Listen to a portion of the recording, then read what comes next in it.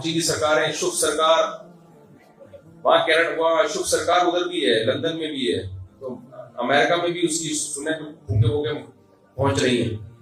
تو میں نے وہاں امریکہ والوں سے بولا، میں نے کہا دیکھو تم لوگ میں جو شوف سرکار کا مرید ہے، تو جیسے گیس لائنیں امریکہ نے ڈالی ہوئی ہیں کینیڈا سے اور بہت بڑے بڑے ملکوں سے گیس لائنیں آ رہی ہیں، تو ایک لائن اگر کراچی سے ڈلوا دی جائے امریکہ تک اور وہ شوف سرکار کی شوف لائن کہلائے، اس میں شوف سرکار پھونک مارے، کیا خیال ہے؟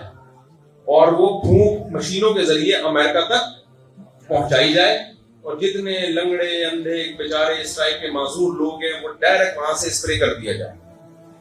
بھائی پھونک میں طاقت ہے نا شوف سرکار کی، کیا خیال ہے؟ غلط تو نہیں کہہ رہا نا بھائی؟ میں نے بول دیا تھا کہ بھائی یہ آدمی جو پاؤں سے معذور لوگ ہیں پھونک لگاتا ہے ان کے گھٹنے ٹھیک ہو جاتے ہیں، اور جو بیچارے سر کے بال نہیں اگ رہے، کسی کے پھونک ماری سر پہ بال اگ گئے اس کے، تو اجڑے صحرا وہ چمن بن گئے خوبصورت، کیا خیال ہے؟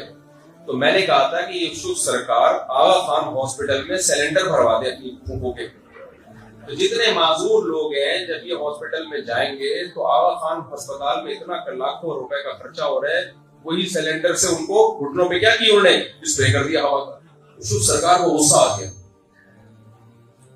اور یہ پھر بعض لوگوں کی طرف سے، مجھے نہیں پتا وہ شوف سرکار کی اجازت سے دھمکیاں دی کہ آتی تو دھمکیاں ہم یہ کر دیں گے. میں نے کہا آپ کی ضرورت کیا ہے، یہ کر دیں گے وہ کر دیں گے، آپ پھونک لا کے مجھ پہ اسپرے کر دو اس پھونک کا. شوف سرکار تھیلی میں پھونک بھرے کیا اور لا کے یہاں میرے منہ پہ پھاڑ دیں، کیا خیال ہے؟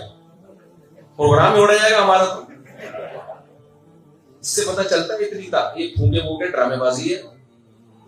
اور ویسے بھی میرے بھائی ایک آدمی میں اتنی پھونک ہے نہیں، 10 سال سے وہ پھونکے مار رہا ہے پھر بھی اس کی اپنی پھونک کیوں ختم نہیں ہو رہی؟